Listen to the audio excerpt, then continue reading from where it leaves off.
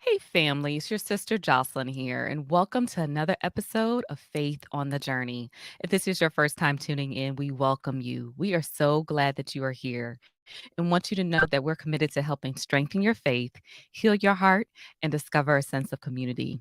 And we do so through a variety of ways by connecting you with a team of Christian counselors who specialize in trauma and grief counseling. We also offer support groups throughout the year. You can learn about these resources and so much more by visiting our website at faithonthejourney.org. Again, that is faithonthejourney.org. Now, today I have a fellow member of the ministry, Reverend Barrett, joining us on the line. And she's the author and founder of Dissociative Writers that offers writing workshops for people with dissociative disorders. Her memoir, Crazy, Reclaiming Life from the Shadow of Traumatic Memory, was published in 2022, so this year. She speaks in person on podcasts around the country. As a retired teacher, school principal, and pastor, Lynn was diagnosed with dissociative identity disorder in 1992 while she was climbing up the career ladder. She is here to tell her testimony today and to be a blessing to you. So we're so excited to have her here on the show. Thank you so much, Reverend Lynn, for being here with us today. Thank you, Jocelyn, for inviting me to be here. I'm really happy to speak with you and with your listeners.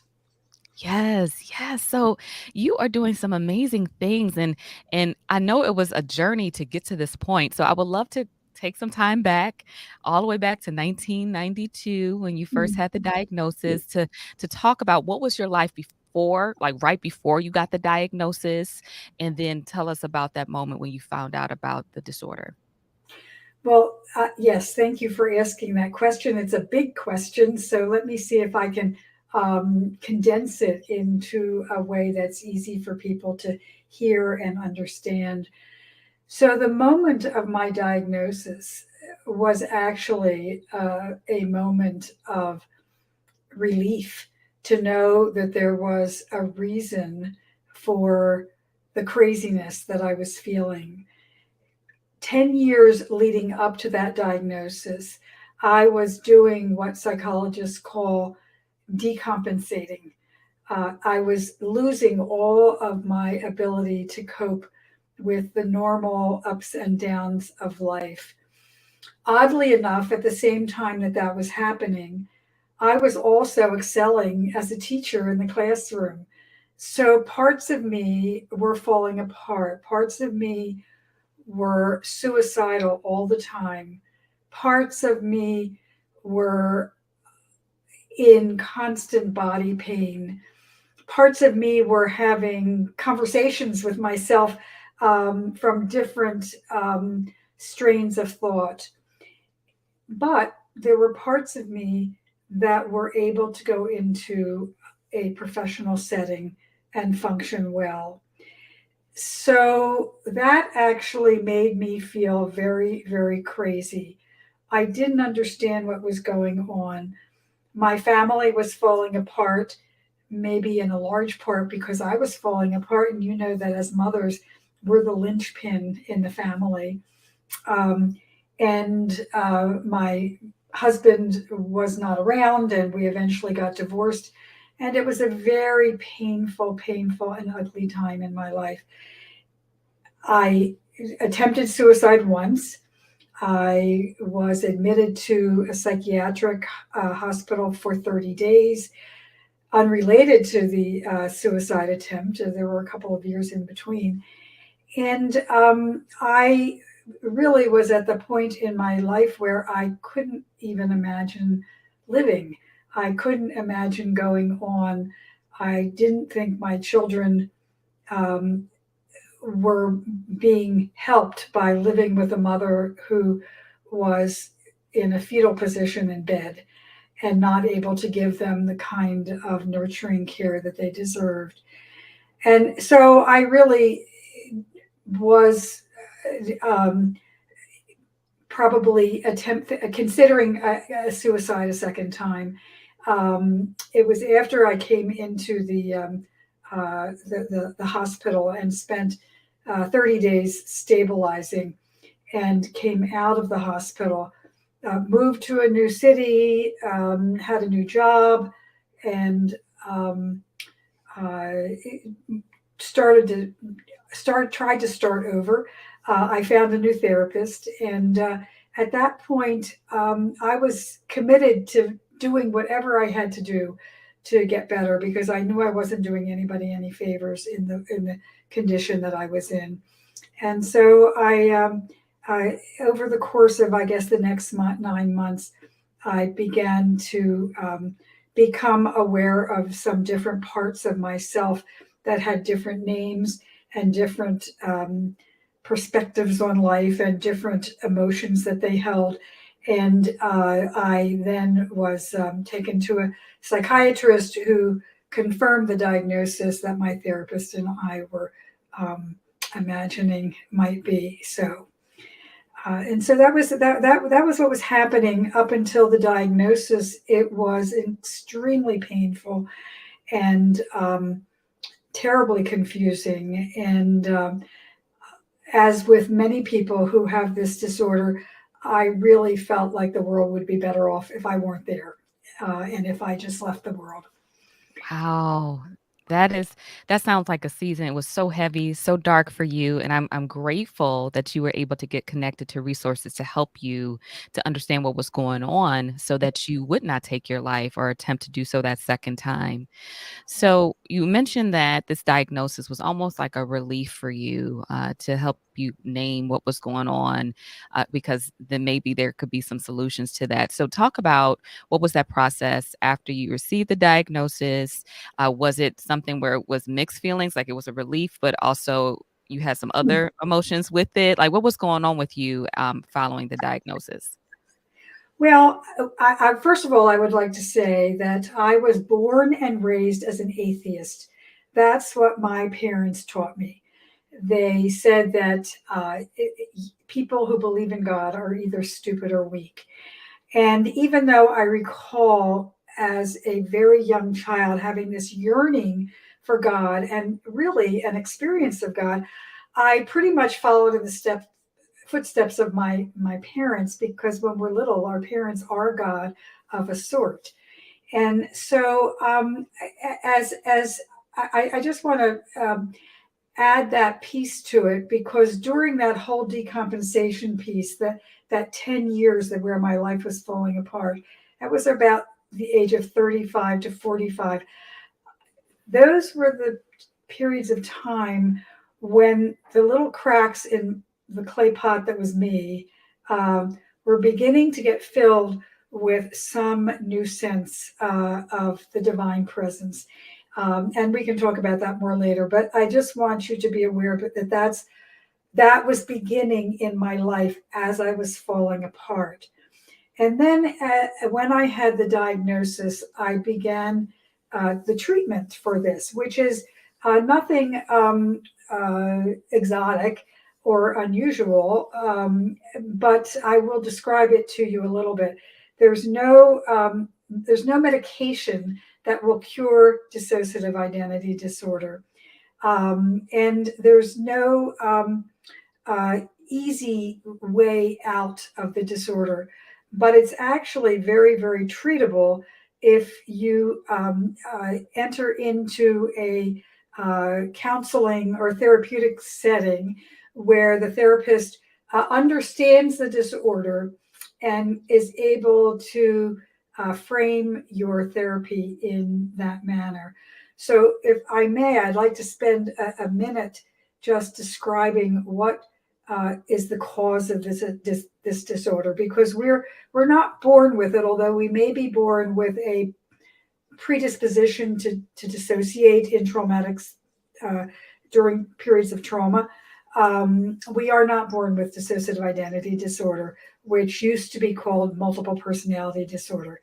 It people naturally dissociate, um, which means their minds and their bodies separate temporarily when they are in repetitive situations or when they are in dangerous situations. So let's take a look at the danger piece of it. When soldiers on the battlefield are experiencing battle, they often dissociate what they're experiencing. When women are raped, they're often dissociating what they experience because dissociation, the temporary separation of the mind and the body, helps to minimize the impact of the horror that you're experiencing.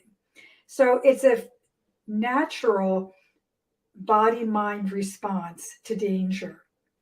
Now, when a small child is being um, traumatized or abused on a regular basis, many small children will dissociate those experiences.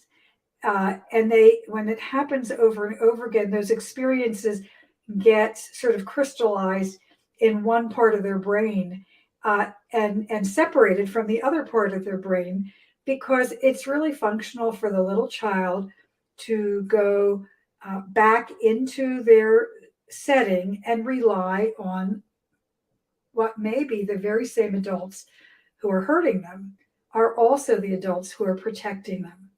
So they have to trust these adults. We have to trust our adults, don't we? And so not being aware of what's happening is functional for us. So a part of us takes the abuse or the trauma, and another part of us doesn't and goes back in and trusts again. So that's how dissociative identity disorder begins to develop in a small child's mind. And because the child doesn't, the child's brain is not fully formed yet, they become parts. And we have two or more separate parts, separate from the person that we think we are, who are holding memories or emotions or skills that help us survive in different parts of us. And we often grow up not even knowing it. If our parts are actually functioning well, they will manage it so that we don't even know it. And it isn't until another trauma in our adult life happens that we become aware that we actually have more than one personality living within our brain and our body. So here I was with this diagnosis, which seemed to be very bizarre. At that time, it was very little was, I don't want to say little was known about it. There was actually quite a bit known about it, but the general public didn't know much about it. So we didn't go into a diagnosis even knowing what we were talking about, you know.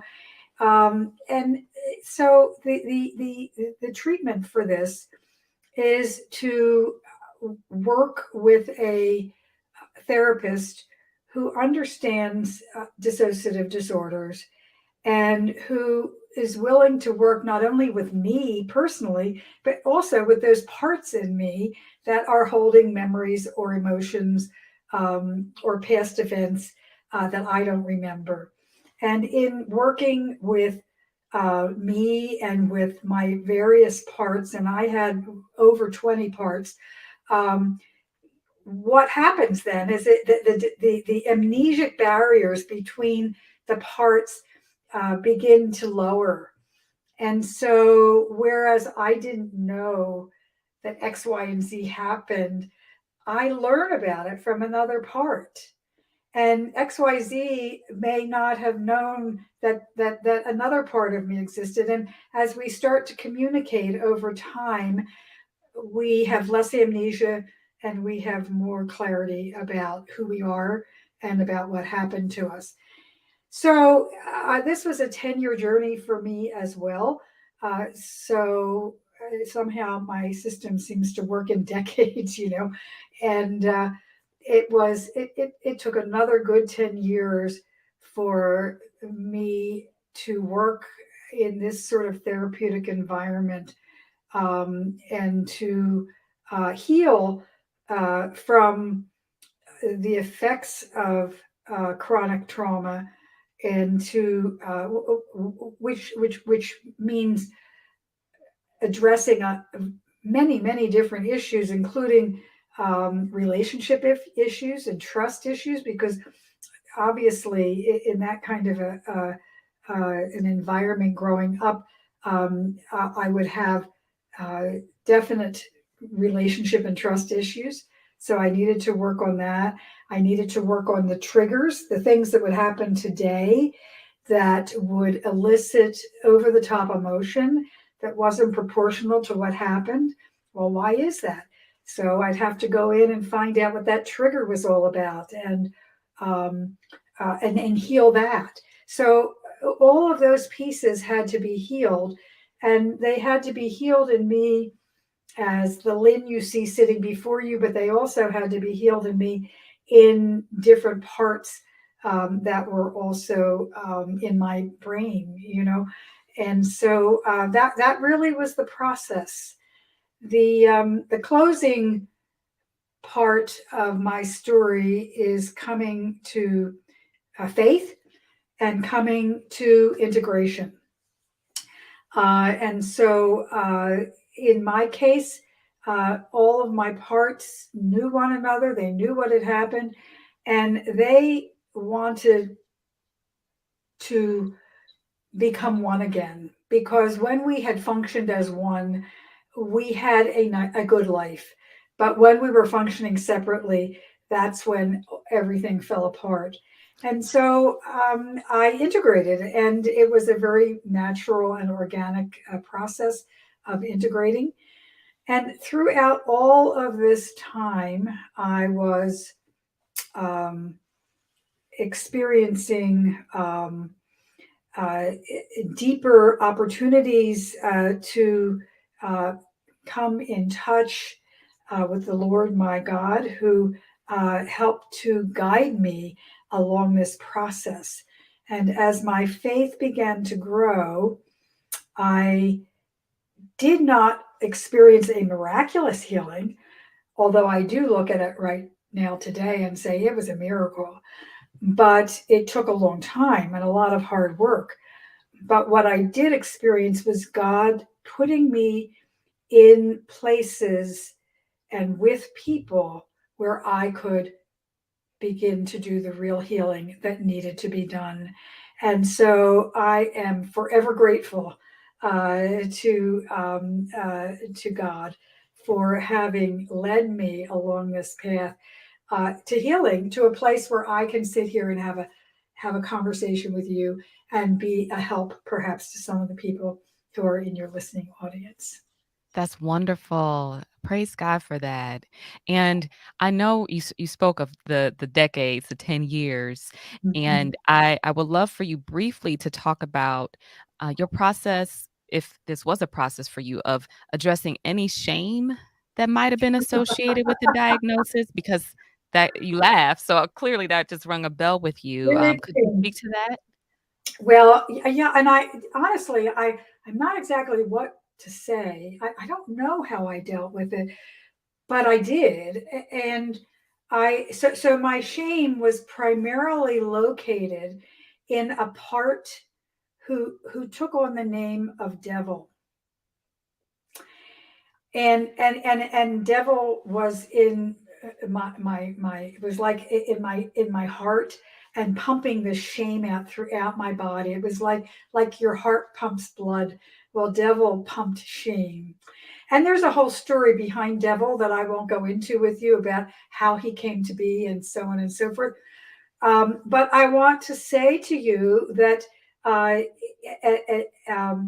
in my healing process, I had several healing um, liturgies, personal liturgies, and the most recent one was to rename two of my parts, and devil was claims has claimed the name of angel, and so um, this shame that I have owned for so long no longer belongs to me.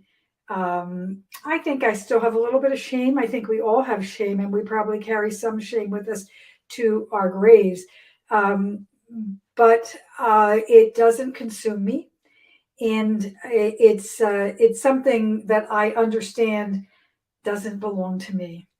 It belongs to the people who did things to me, and yet I have been able to move beyond that too. I don't.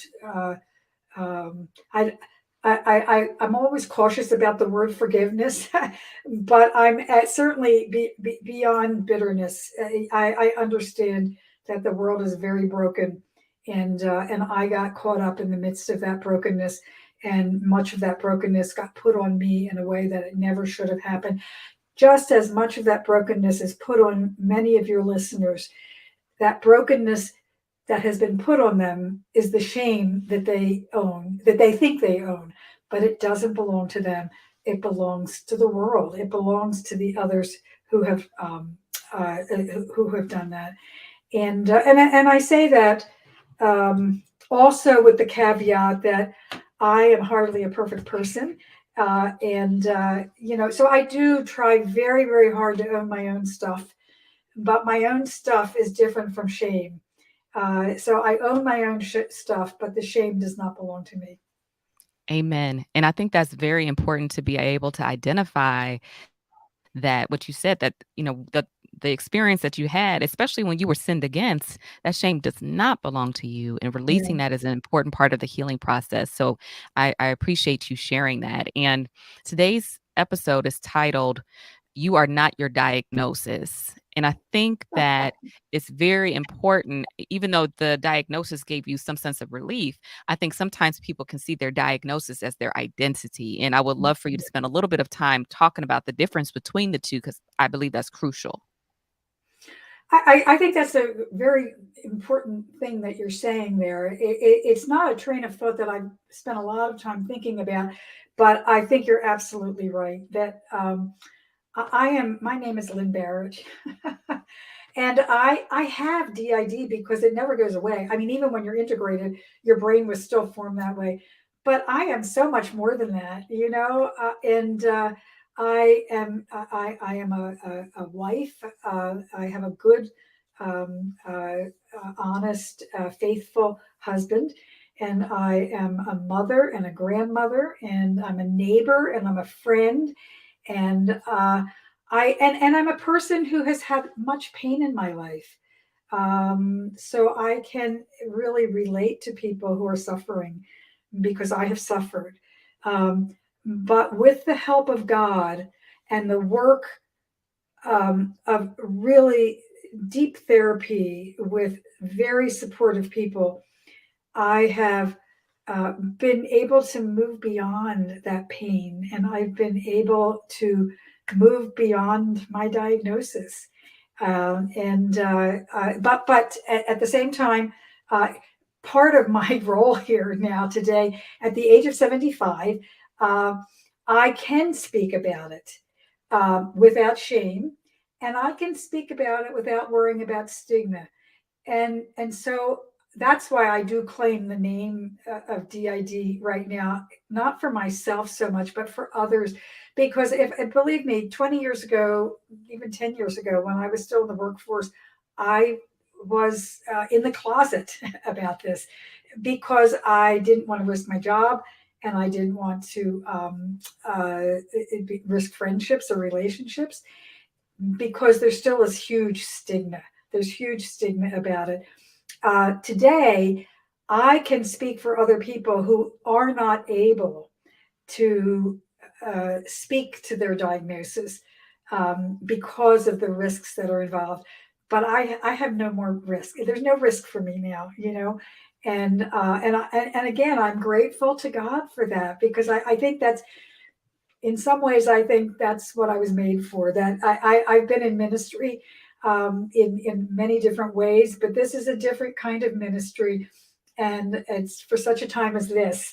I was called to be able to speak for other people.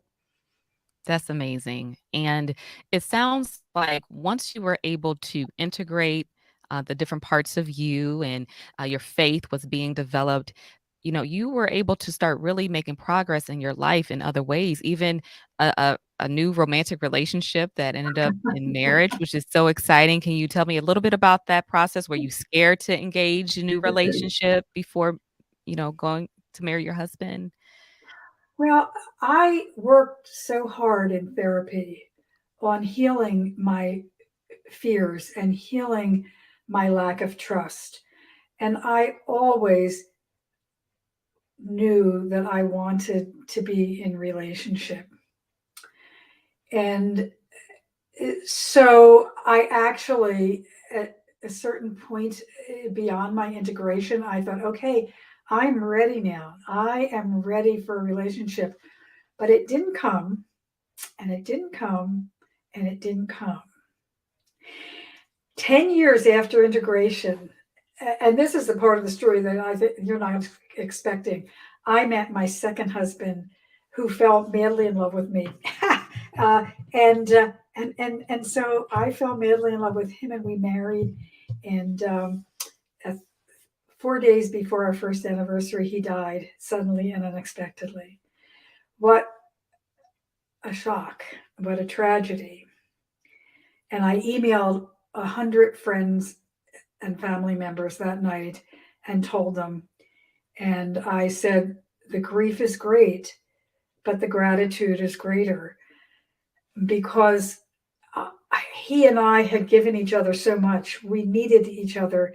And I learned that I really could be in relationship and be in relationship lovingly and effectively and maintain who I was, but also love this other person with all my heart. So I just kept it going. I was in ministry at the time, and I kept working with my church. And 5 years after that, I met my third husband, and by that time, I mean, I didn't have a doubt in my mind. With my second marriage, my daughter, said, "Oh, are you sure, Mom? Maybe this is moving too fast and everything." I said, "No, I'm sure, I'm sure." But nobody questioned me the second time in my third marriage, and my husband and I have been together since 2015, and we're in love with each other, and we're in like with each other, and we are so happy to be together. I think a part of the whole story of learning to be in a healthy relationship is to know who you are and what you need in a relationship, and to be able to set boundaries for yourself. It's really easy to fall in love. It's a lot harder to stay loving in a relationship long term. And so I mean, certainly I'm still learning, and so is my husband. But that hard work that I did uh, during after my decompensation, after my diagnosis, really prepared me to be in a loving relationship, and I'm so grateful for that. That's beautiful.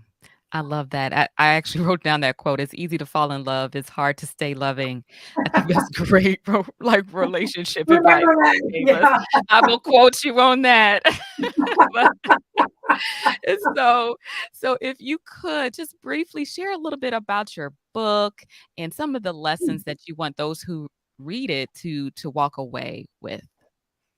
And here I am totally unprepared without my book at my back. I was It's going to hold it up okay. for It's okay you. because I know you know Yeah. it because you wrote it. So so So share I, what I this book. do, yeah. So a memoir is not an autobiography. It doesn't tell about a person's entire life.